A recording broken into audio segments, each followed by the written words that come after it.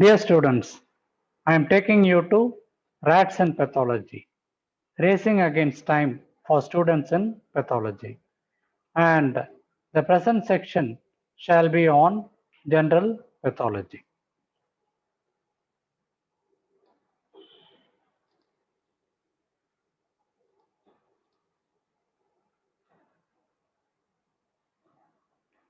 I hope you are able to appreciate the cartoon on the screen. There is obviously a race among rats, and a clock is well depicted to show the importance of time, whereas another person is relaxing and probably better organized for the future. General pathology, racing against time for students in pathology. The first topic shall be fatty liver. The importance of this topic is given in the enclosure. Any question in pathology shall be a theory question or a practical question, an MCQ, a viva voce, so on and so forth in a number of subjects. Subheadings. Think of the subheadings.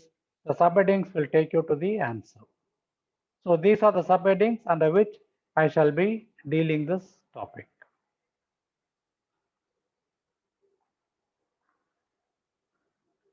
There are different terminologies. Let us see what they mean. Fatty infiltration is a deposition of fat in the parenchymal cells, such as liver or even heart and kidney. It is called fatty infiltration. Fatty insinuation, on the contrary, is the deposition of fat in between the parenchymal cells. Fatty infiltration, fatty insinuation.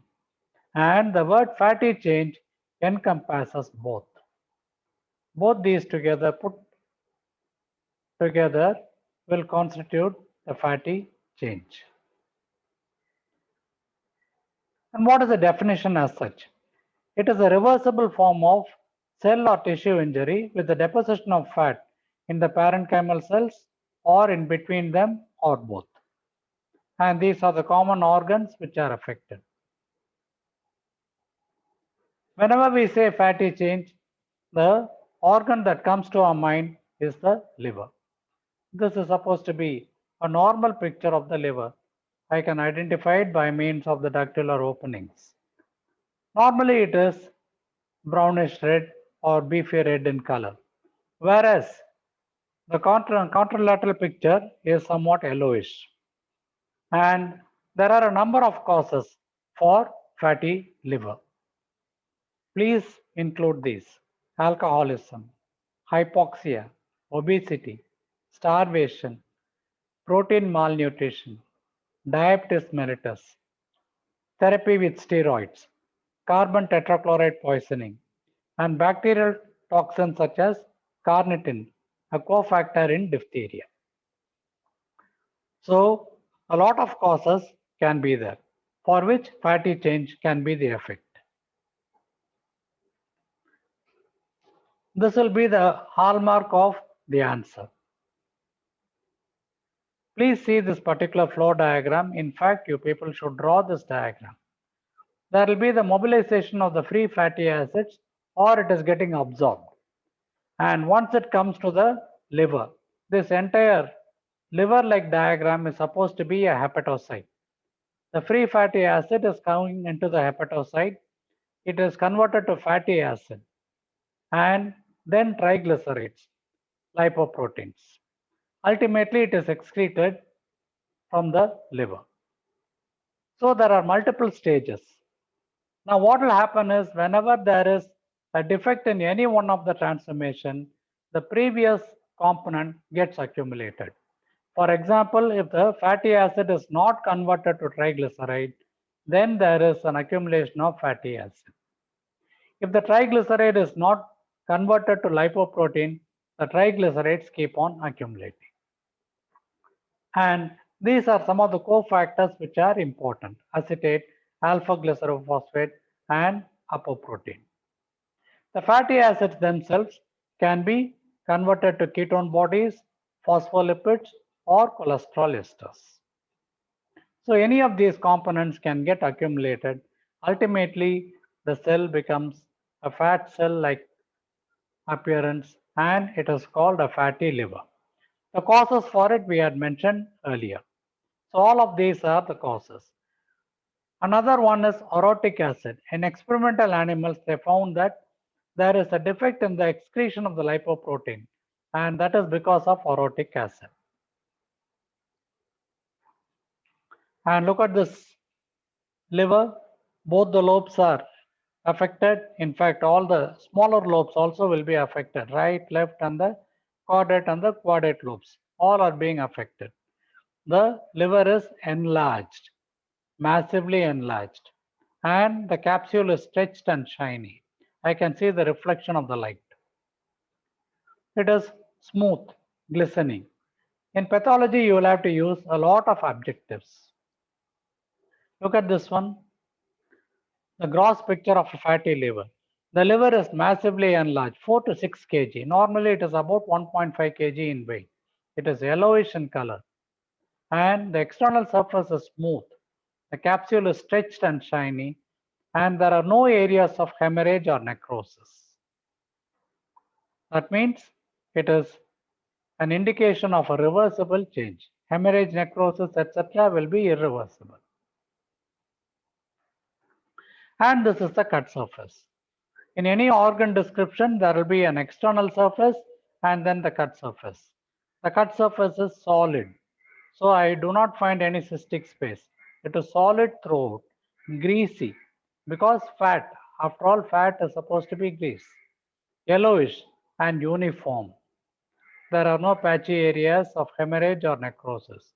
And when I cut the specimen, it is as though the knife is passing through butter. It has got such a sensation. And after all this, it is supposed to be a reversible change. We have mentioned a panel of causes for it. If there is going to be an abstinence from alcohol, there is a chance that the liver will be reverting back to normal. So this is a diagrammatic representation of an adipocyte or a fat cell. Let us have a clear understanding of this. There is an accumulation within the cytoplasm. A large fat vacuole is being formed, and that is yellowish in color. As a result of which, you find that the cytoplasm, the violetish one, is being pushed to the periphery. And these are the normal organelles, they are also being pushed to the periphery. The nucleus is not very obvious because it is again pushed to the periphery. It will be seen more like a flattened nucleus.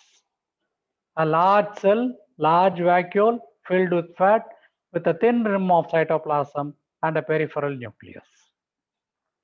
This again is a diagrammatic picture of the scheme. I would like you people to kindly draw this. What happens is, normally when we process the tissue, it is subject to various agents or reagents such as formalin, xylene, alcohol, etc. And this alcohol, it dissolves the fat. So what will happen? The cell appears as though it is having an empty looking cytoplasm. That is because the fat has been dissolved by alcohol. And there are a few other conditions where you will be getting large empty vacuoles. One is glycogen accumulation, and the other is hydropic change. Small vacuoles will be seen. It is a kind of degenerative change. The glycogen can be demonstrated by means of special stains such as periodic acid. It is called PAS, periodic acid Schiff. And the color is magenta. Music carmine, it produces a red color. These are two stains let us have in mind for glycogen.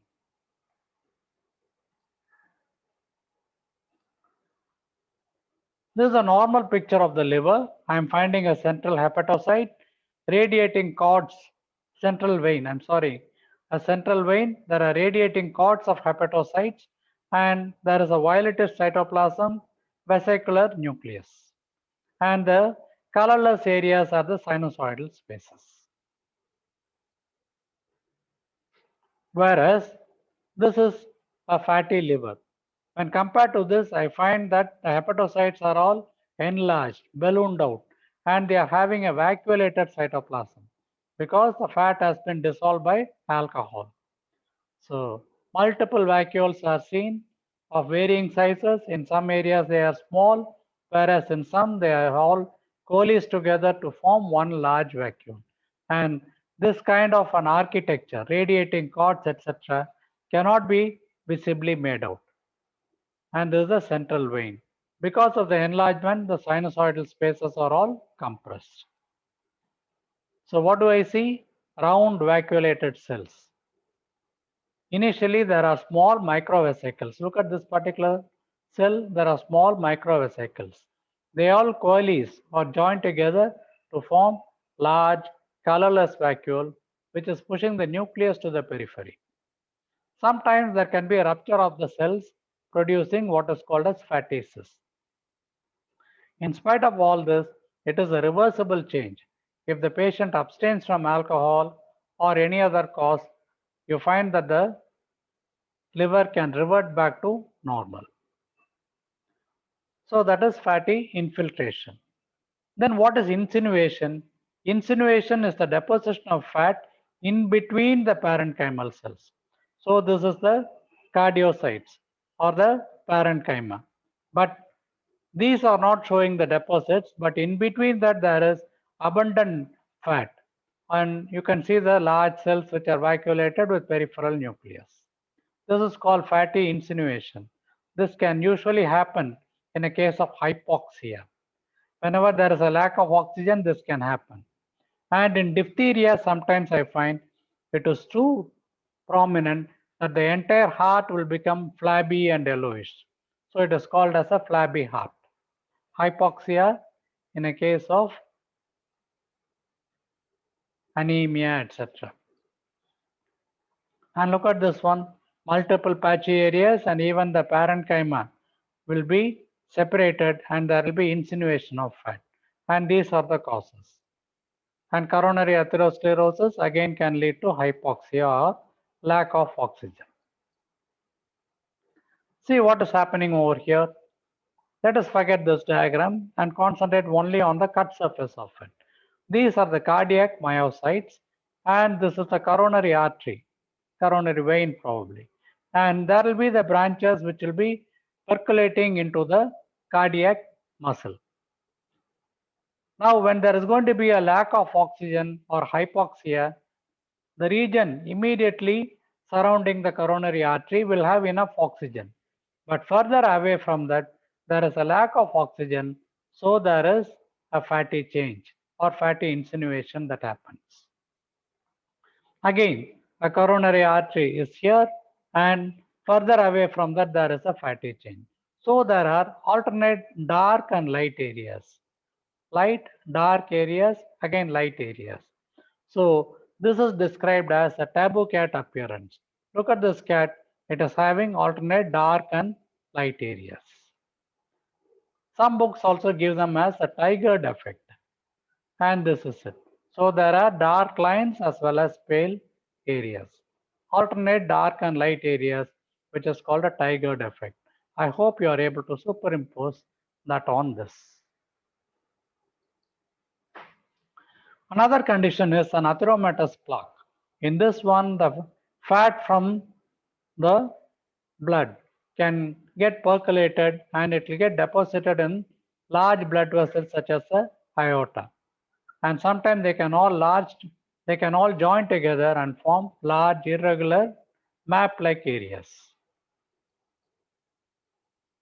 So these are the stages of it or the different components of an atheromatous plaque. We shall be seeing them later. There can be accumulation of foamy macrophages, a fibrous cap can be there, and then plaque means it is a flattened or an elevated lesion. So all these are areas of fatty deposits. The machine that we are seeing on the screen is called the cryostat. This is used for any rapid diagnosis. As I mentioned earlier, any tissue that is subject to processing, it has to pass through alcohol. But in this, what happens is we avoid that particular step, and it is called as a frozen section, and the machine is called a cryostat. This particular machine is used for these reasons. One is a rapid diagnosis. Second one is demonstration of fat. The fat is retained. And any enzyme histochemistry. The enzymes are not destroyed by the chemicals. So this can be there. Rapid diagnosis in the senses, the patient will be on the operating table, a nodule is seen by the surgeon, he sends it for pathology, and then we make a rapid diagnosis and give it. So that is the use of it. And this particular instrument is called the cryostat. Coming to the stains for fat. The stain for fat will be oil red O. It produces a red color, Sudan black, Nile blue sulfate, Sudan 3, Sudan 4, and osmium tetroxide. The colors are given in the adjacent column. So you will be asked a question on enumerate the stains for fat, or there can be an MCQ also. All are stains for fat except. And frozen section or a cryostat also can be asked as an ultra short question. Gracias.